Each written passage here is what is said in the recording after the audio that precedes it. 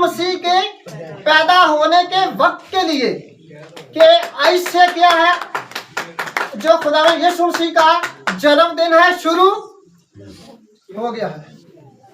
और इस वक्त में हम केक की रस्म करते हैं, ठीक है। इससे आगे यानी कि हमारे अंदर समा गई, यानी गुनाह समा गया। वो कमी थी कि खुदा से उस कमी ने दूर कर दिया। हालेलुया। और यीशु मसीह इस दुनिया में इसलिए आए कि उस कमी को पूरा करे और अपने लहू से हमें खरीद कर खुदा बाप के साथ हमारा क्या करे, हालेलुया। तो मेरे अजीजों, आए कलाम मुकद्दस की तरफ अब चलते हैं। लूका रसूल की मार्फत लिखी गई अंजील, उसका दूसरा बाब निकाले।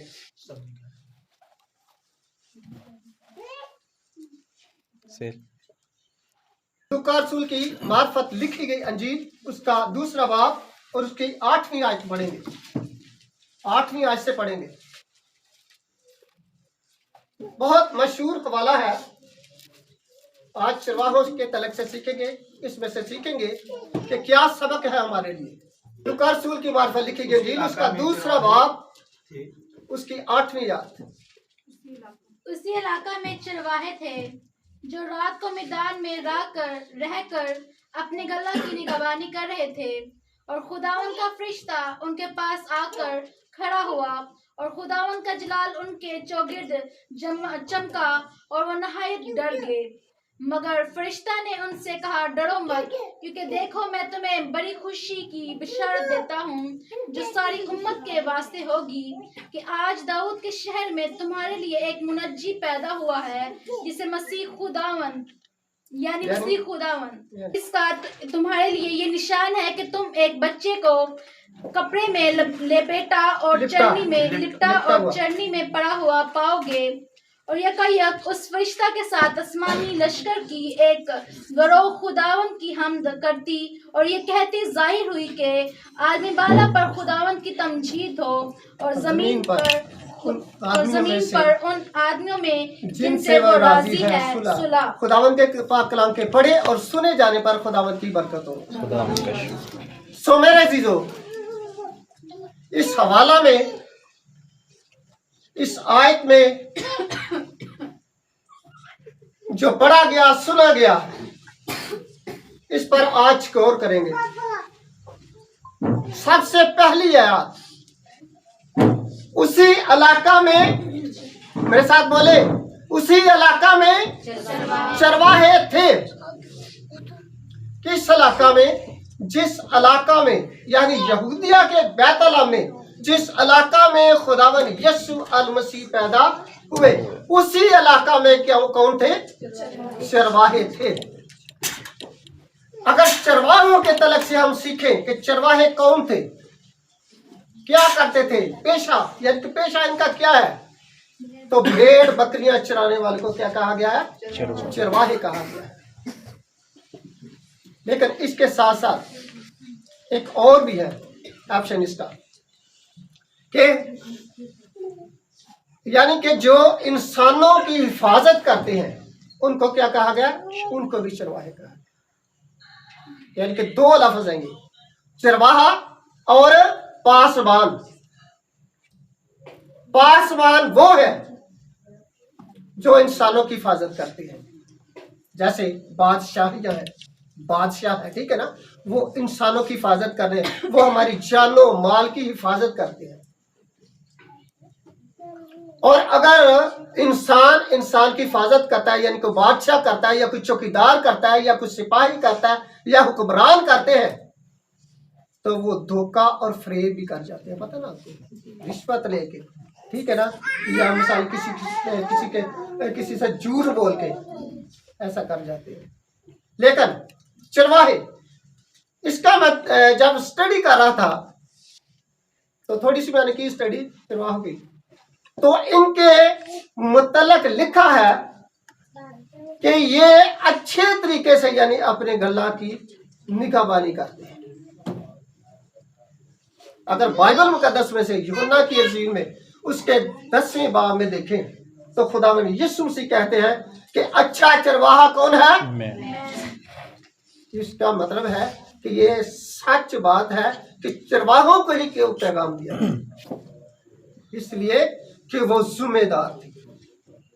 इस बात को फैलाने में उनका बहुत हाथ है कि जो खबर उन्होंने सुनी, जो पैगाम फरिश्ता ने उन्हें दिया, उनको उन्होंने फैलाया, यानी बैठे नहीं रहे।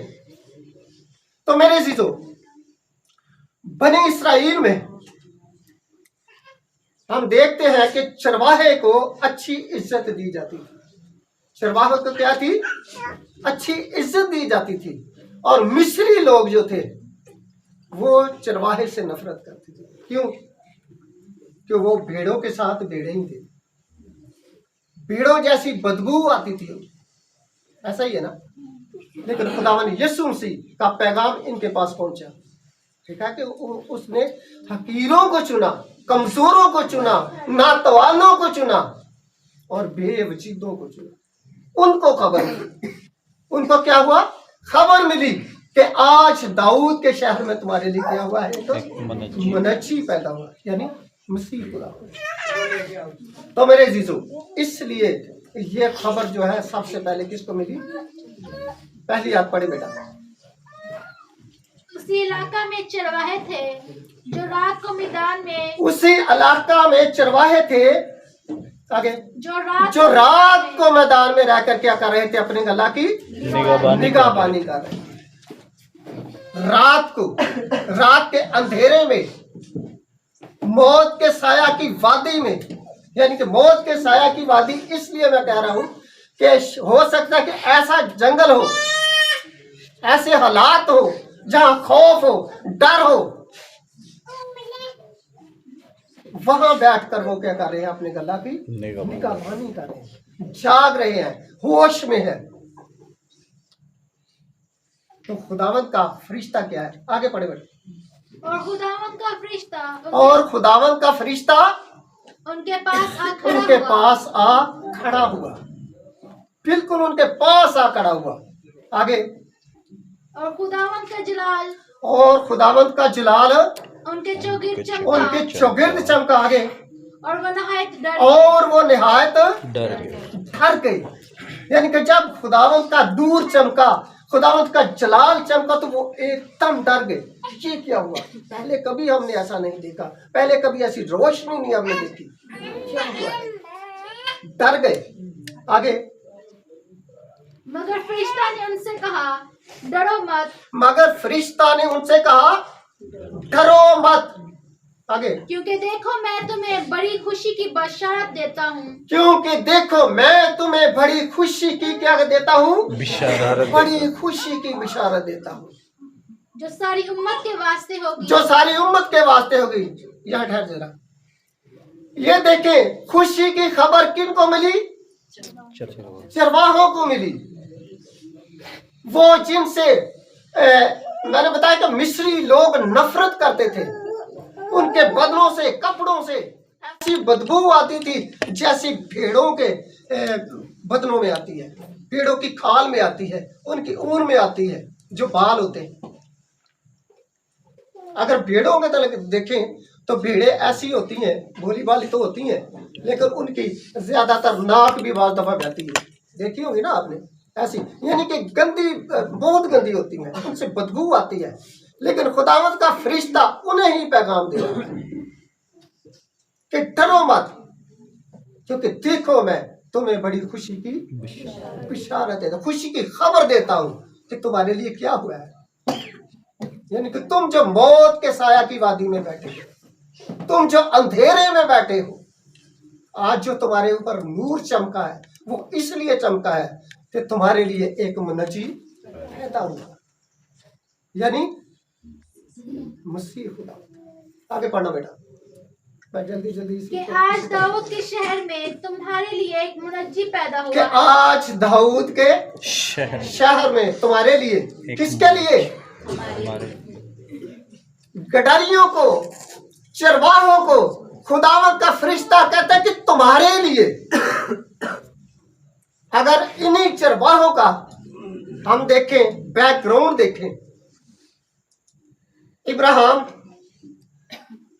वो भी भेड़ बकरी चराता था। बनी इसराइल के बारे में सुना गया है कि ये कौम, या पिछले दिनों आपको पता ना लड़ाई लगी हुई है पिछले दिनों, ये बहुत बार जो है ना यानी कि मशहूर हुई कि ये तो वो कौम है जो भेड़ बकरियां चराती है, भेड़ बकरियां पालती है। अगर इसी बात को लें तो इस बात का तल्लुक जो है बनी इसराइल से है। इसका मतलब है कि जो कलाम में लिखा है कि मैं इसराइल की खोई हुई भेड़ को ढूंढने और निछाड़ देने आया, यही बात है ना। इसलिए उसने कहा कि तुम्हारे लिए, किसी और के लिए। फकीर और फरीसी सवाल करते थे खुदा यीशु मसीह, तो उन्होंने साफ जवाब दिया कि मैं इसराइल की खोई हुई भेड़ को ढूंढने और निछाड़ देने आया। क्यों, क्या वजह थी कि खुदावन ये कहते हैं, हालांकि वो तो सारी दुनिया के लिए आए। इसलिए कहा कि बनी इसराइल को 40 बरस तक बियाबान में क्या है, आवारा फिरती रही। यानी कि लोग इसे क्या समझते थे, ये आवारा है, भेड़ बकरियां चारने वाली है, ये कमजोर है, हकीर है। कौमें इन पर चढ़ाई करती थी। ऐसा ही है ना, कौमें अगर पुराने अहदनामे में चले जाए, स्टडी करें इसकी, अंबिया नबियों के सहीफों की, तो आपको पता चलेगा कि इस कौम के साथ कितने जुल्म भी हुए, मारे गए हैं, लूटे गए हैं, ये कत्ल हुए हैं, सताए गए हैं। लेकिन खुदावन यीशु उनके लिए आया जो सताए हुए हैं, मुआशरे के सताए हुए। इसीलिए खुदावन यीशु ने कहा कि मैं इस्राएल की खोई हुई भेड़ के पास आया। आगे पढ़ना जरा। यानी मसीह खुदावन, यानी मसीह कि आज दाऊद के शहर में तुम्हारे लिए एक मुनजी पैदा हुआ, यानी मसीह खुदावंद, यानी मसीह खुदावंद पैदा हुआ। यीशु मसीह पैदा हुआ है जो मेरे और आपके लिए इस दुनिया में, वो हमारे गुनाहों के लिए आया। यीशु मसीह मेरे जो आज के दिन खुदावंद यीशु मसीह जो है हमारे दरमियान। तो अक्सर बहुत सारे लोग अभी यही जानते हैं कि खुदावंद यीशु मसीह पैदा हुए, बल्कि वो जाहिर हुए हैं। क्या हुए हैं? जाहिर है, रूहुल कुद्दस की कुदरत से पैदा हुए। यीशु मसीह पहले मौजूद है ना।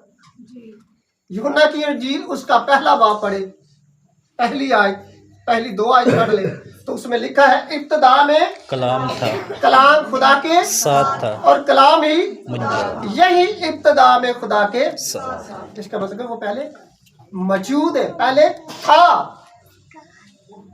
वो तो रूह कुद्दस की कुदरत से हमारे दरमियान है। आज जरा इसी वाला को पढ़े, यूहन्ना रसूल की मार्फत लिखी गई इंजील, इसका पहला बाब निकाले जरा।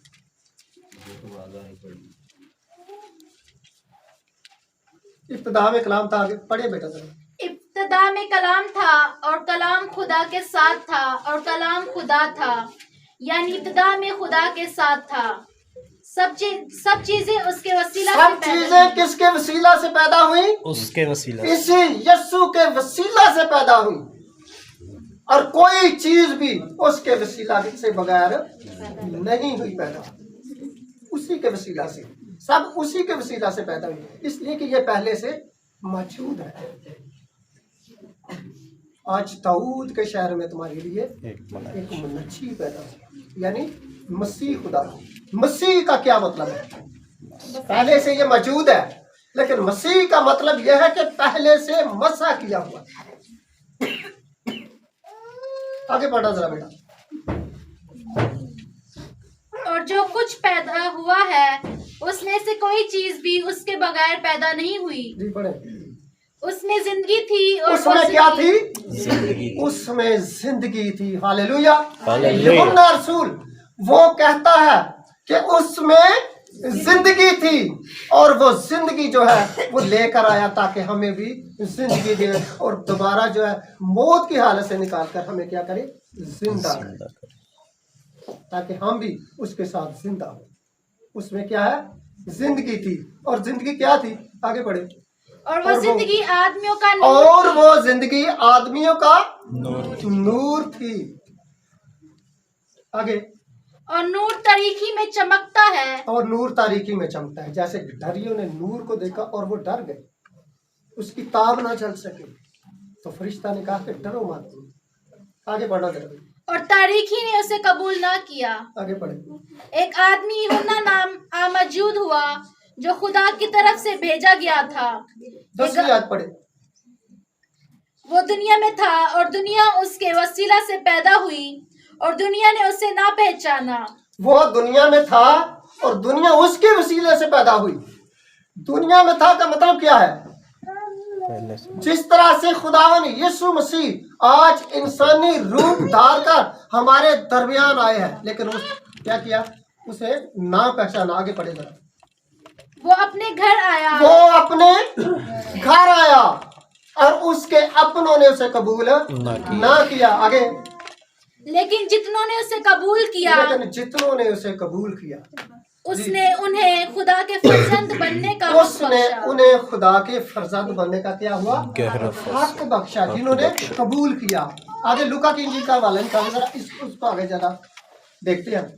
जितनों ने उसे कबूल किया उसने उन्हें खुदा के फर्जंद बनने का क्या हक बख्शा, खुदा के बेटे बेटियां बनने का हक बख्शा, जिन्होंने उसे कबूल किया। पढ़ना पास यहाँ से लूका की इंजील का वाला थोड़ा सा। और उसका तुम्हारे लिए ये निशान है कि तुम एक बच्चे को कपड़े में लिपटा और उसका तुम्हारे लिए ये निशान है कि तुम एक बच्चा को कपड़े में लिपटा और चरनी में पड़ा हुआ क्या करोगे, पाओगे, देखोगे। एक बच्चे की सूरत में आसमान का खुदा, जमीन और आसमान को पैदा करने वाला, बनाने वाला, इजाद करने वाला खुदा जो है, आज बच्चे की सूरत में तुम उसे क्या करोगे, देखोगे। आगे। और यकायक उस फरिश्ता के साथ आसमानी लश्कर की एक गिरोह खुदा की हम्द करती और ये कहती जाहिर हुई कि आलमे बाला पर खुदा की तमजीद हो और जमीन पर उन आदमियों में जिनसे वो राजी है सुलह। हजारों फरिश्ते आसमान से भी आ गए, यानी कि जमीन और आसमान पर भी खुशी। आसमान को तो छोड़कर आ गए,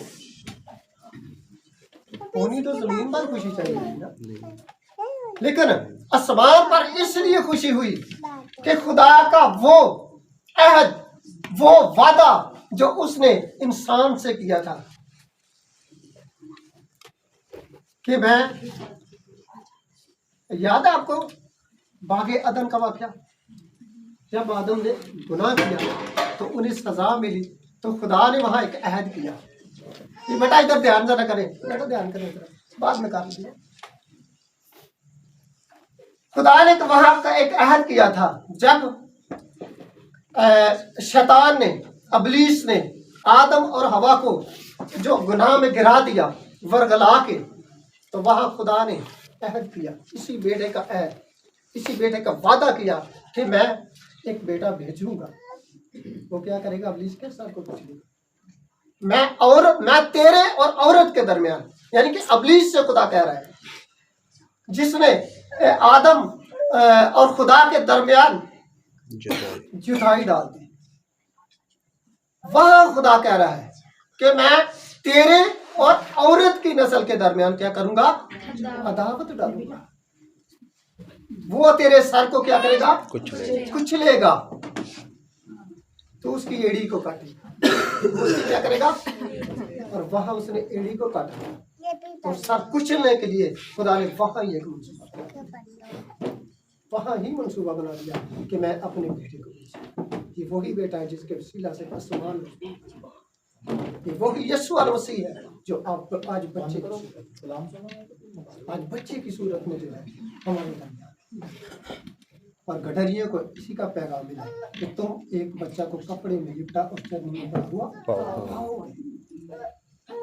तो जैसा कि मैंने शुरू में सवाल किया कि मेकअप का मतलब क्या है, ठीक है ना। हमारी सूरत अगर हम पैदाइश की किताब में से पढ़े जरा पैदाइश की किताब निकालें। मैंने कहा बहने नाराज ना वो देखने पे शायद ये तो एक मिसाल है, मिसाल दी है, ठीक है। पढ़े जरा 5 छठा बाब उसकी 5 आए। और खुदावन ने देखा कि जमीन पर इंसान की बदी बहुत बढ़ गई। एक मिनट बेटा, क्या देखा खुदा ने? जमीन पर इंसान की बदी बहुत बढ़ गई है।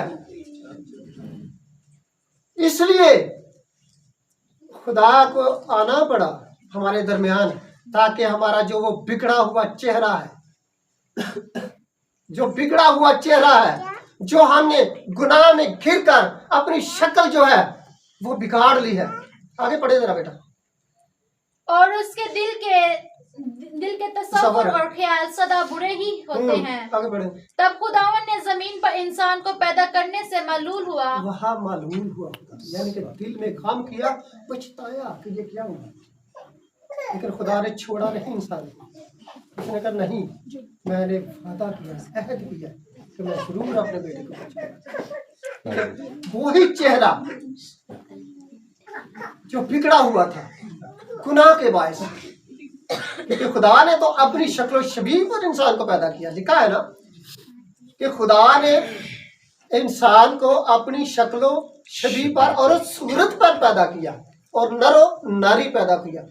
तो जब हमारी सूरत बिगड़ गई गुनाह के बायस, गुनाह में हम गिर गए, तो फिर खुदावन यीशु मसीह आए ताकि हमारी सूरत क्या करे, जिस तरह वो पार्लर में होता है ना, इसी तरह होता है। ये सैंपल दे रहा हूं आपको। अगर उसको धो ले, मतलब मेरे जैसा कोई बंदा हो या मेरे जैसे को मसाले थोड़े सांवले कलर में हो, तो उसको धो ले तो फिर तो बीच में से क्या निकलेगा? अक्सर मसाले है ना, ठीक है। लेकिन ये जो खुदावन यीशु से हमारे चेहरे को संवारता है, ये कभी बिगड़ने वाला नहीं। वो तो बिगड़ जाता है दोबारा। हो सकता है को 1 माह बाद या 2 माह बाद अगर दूल्हा उसे असली शक्ल में देखे तो कहे मैंने खड़ा ही नहीं है, ऐसा ही है। लेकिन ये ऐसा काम नहीं।